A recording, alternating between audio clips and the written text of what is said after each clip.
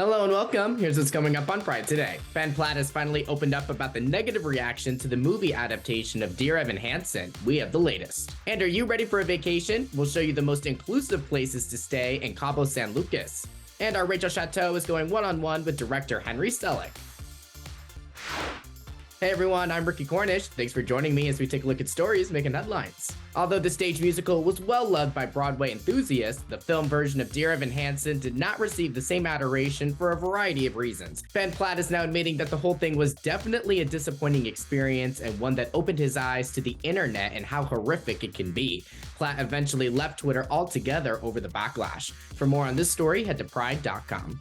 And for all the travel addicts out there, this next story is for you. Blue Desert Cabo is the new luxurious experience for people visiting Cabo San Lucas. Sean McClanahan created Blue Desert Cabo to be a modern and spectacular option for world travelers. The LGBTQ owner and his partner experienced homophobia while traveling on their own in Los Cabos, so McClanahan took it upon himself to create an inclusive option for everyone. To learn more about Blue Desert Cabo, visit outtraveler.com.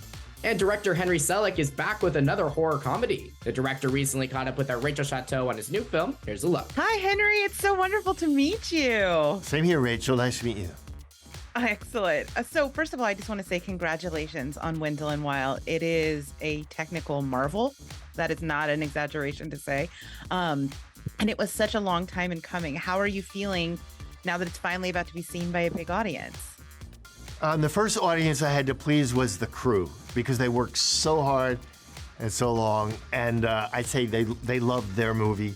And then I had to please the world. And so far, you know, the first screening we had was up in Toronto with a real audience.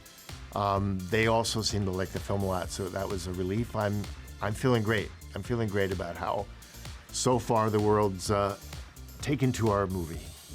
Oh, that's great. You certainly put in a lot of work to make it come to life. So that's wonderful that you're getting that experience. I think in addition to it being a very visually stunning film, it's so thematically dense. And one of the things that really stood out to me is about how facing pain and fear can actually be a place of power for someone and can be that kind of growth is really important. I'm wondering for you, since this is a crossover film, why that was an important story to tell to both adults and children right now. Well, you know, in a film like this, it's hard to label. It's a comedy, horror, fantasy drama. Yeah. And I don't actually know which comes first, but it's all those things. So, you know, you look for, at the very heart of it, you know, what's the emotional through line? What's your truth there? And then also you look for some real life elements to anchor a film that could sort of fly off into the atmosphere. So those two elements, those anchors and the emotional through line are where, you know, you look, what is Kat's journey? And we have minor journeys of other characters, you know, characters that appear to be one thing, and then there's more depth to them. Yeah. There's no depth to the Claxons. No, they're evil forever, and they don't deserve any depth. My name is Ricky Cornish. Thank you so much for joining me on Pride today. Check us out on Advocate Channel, streaming daily on YouTube.